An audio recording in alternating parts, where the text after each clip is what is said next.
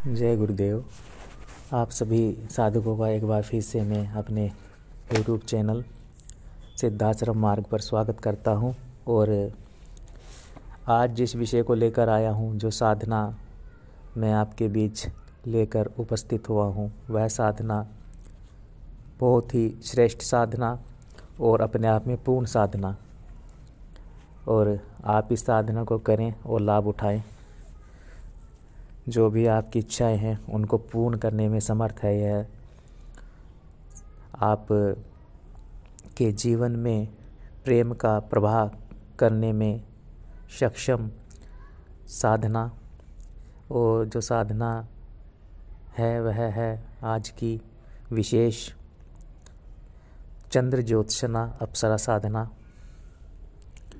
सभी साधकों से कहना चाहूँगा कि ये साधना आप करें और श्रेष्ठतम गृहस्थ सुख और भौतिक सुखों का आनंद लेते हुए सही मार्ग पर आध्यात्मिक के क्षेत्र में आगे बढ़ सकेंगे।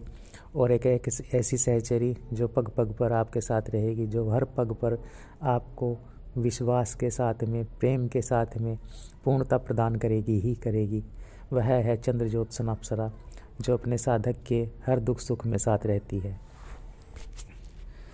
साधना जो अप्सरा होती हैं, सर्वप्रथम तो आप ये जान लीजिए कि अप्सरा से तात्पर्य जब आता है तब आपके मन में जो कामुक विचारों की उत्पत्ति हो जाती है, सर्वप्रथम तो आप उन्हें हटा दीजिए, क्योंकि जहाँ कामुकता है वहाँ प्रेम नहीं हो सकता।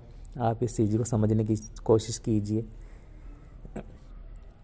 तो निश्चल प्रेम की प्राप्ति हेतु ही आप यह साधना करें और आगे बढ़ें, क्योंकि जब आपके जीवन में प्रेम होगा तो समूल चीज़ें तो स्वयं ही आने लगेंगी आपके जीवन में।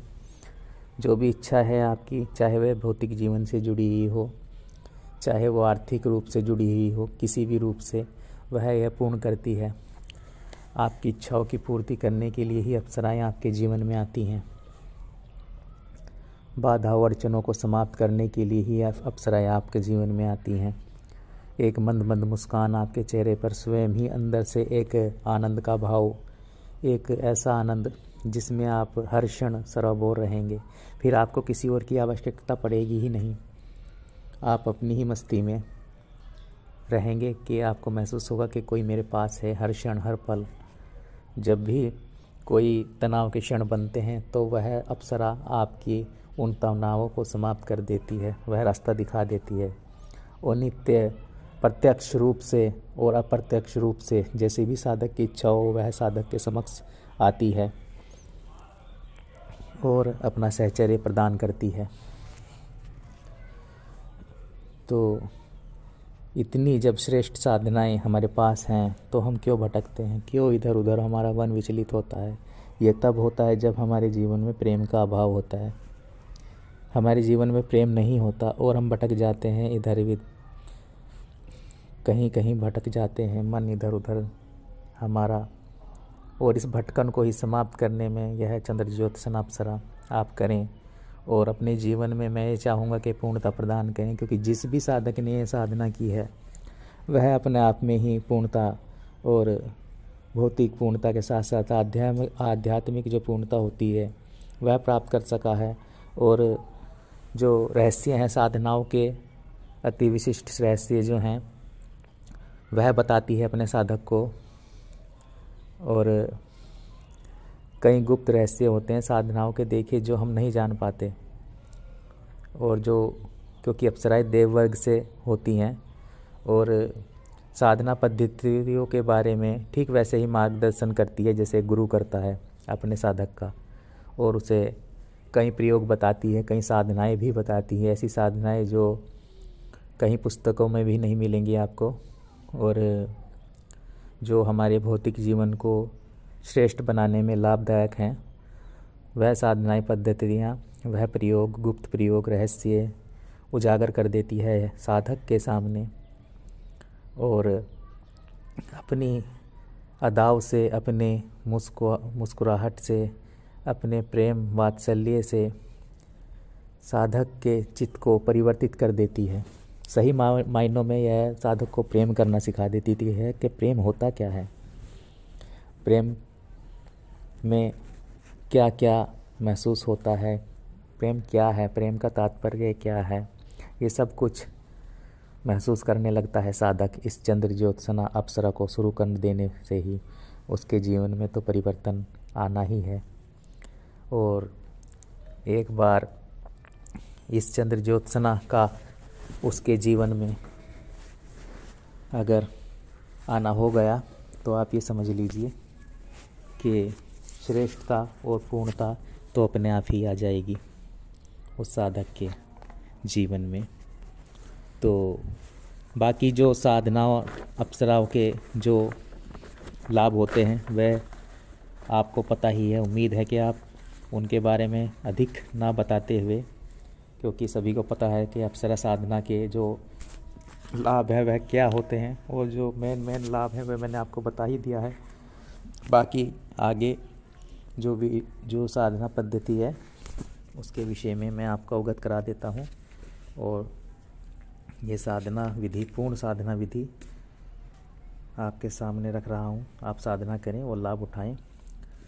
तो आइए, आपको यह साधना किसी भी शुक्रवार से, आप शुक्ल पक्ष के किसी भी शुक्रवार से आप यह चंद्र ज्योत्सना अप्सरा साधना प्रारंभ कर सकते हैं। ठीक है। और यह 3 दिवसीय रात्रिकालीन साधना है। आपको रात्रि 10 बजे के बाद आप ये साधना प्रारंभ कर सकते हैं। टाइम एक ही रहेगा, आप ये जान लीजिए। अगर आप 10 बजे साधना में बैठ रहे हैं तो ठीक 10 बजे आप शुद्ध और नहा धोकर आप रात्रि में साधना में बैठ जाएं और अपनी साधना प्रारंभ कर दें। ठीक है। तो रात्रि 10 बजे से, और इस साधना में जो है आपको पीला आसन का उपयोग करना है। ठीक है। पीला आपका आसन रहेगा, पहले से व्यवस्था कर लें। और साधक जो होगा स्वयं भी जो है स्वच्छ एवं सुंदर वस्त्र धारण करें। स्वच्छ सुंदर से मतलब है आप ऐसे वस्त्र धारण करें जो सभ्य हों और स्वच्छ हों और सुंदर भी लगें, आप पर खिलें। आप पर कहने का तात्पर्य ये है। कुछ भी वस्त्र हो सकते हैं, लेकिन वस्त्र सुंदर हों जिसमें आप आकर्षण लगें। धोती कुर्ता भी आप पहन सकते हैं।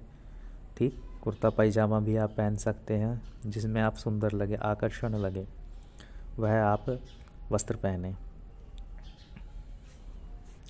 और आपको गुलाब का इत्र ले आना है। गुलाब का जो इत्र मिलता है वह लगाएं और उत्तर दिशा की ओर मुख कर जप करना है आपको। उत्तर दिशा की ओर मुख कर बैठें और जप करें।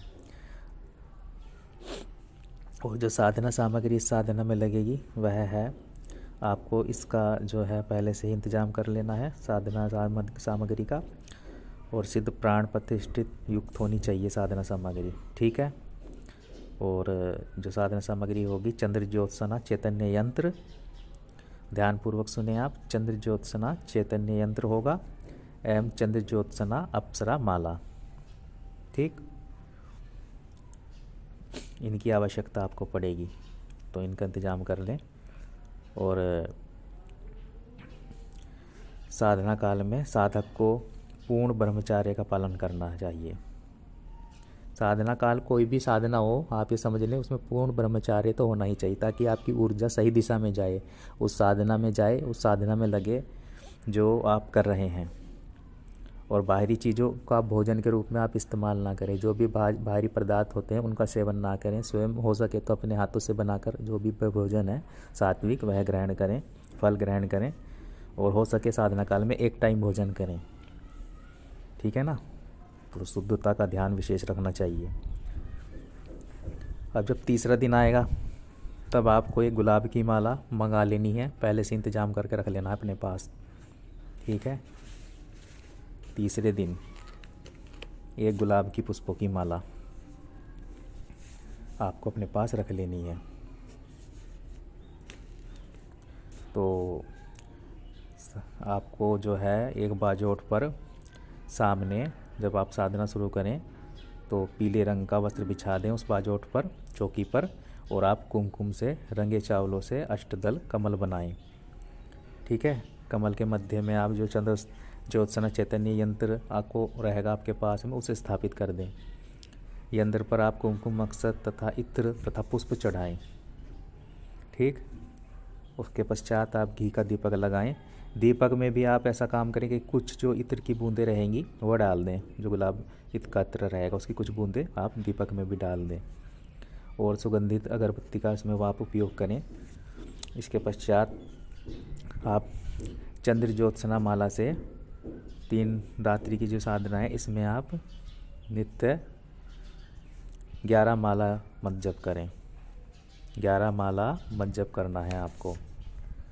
और जो मंत्र रहेगा वह मैं आपको बता देता हूँ और वो मैं ध्यानपूर्वक सुने उस मंत्र को आप।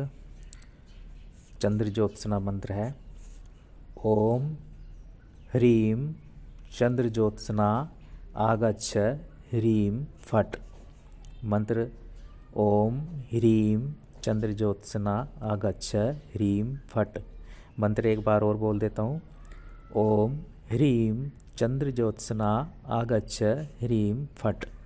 तो ये मंत्र आपका जाप करना है आपको 11 मालाएं। तो सर्वप्रथम तो आप ये समझ लीजिए कि मैं जो बता रहा हूँ कि 3 दिन की रात्रि की यह साधना है। अगर ऐसा होता है कि अप्सरा तीसरी रात्रि में आपके पास नहीं आती, तब आपको साधना को कंटिन्यू आगे बढ़ाना है। तब आपको कम से कम जब तक ये साधना करनी है 21 दिन तक की मान लीजिए, फिर ये 3 दिन की साधना को आपको 21 दिन तक बढ़ा देना है। 21 दिन के अनुष्ठान में ले लेना है। मन में ही सोचना है कि मैं 21 दिनों तक आपकी प्रतीक्षा करूंगा और यह मंत्र जब कंटिन्यू आपको 11 माला 21 दिनों की तक करते रहना है कंटिन्यू, जब तक वह अप्सरा आपके पास नहीं आ जाती।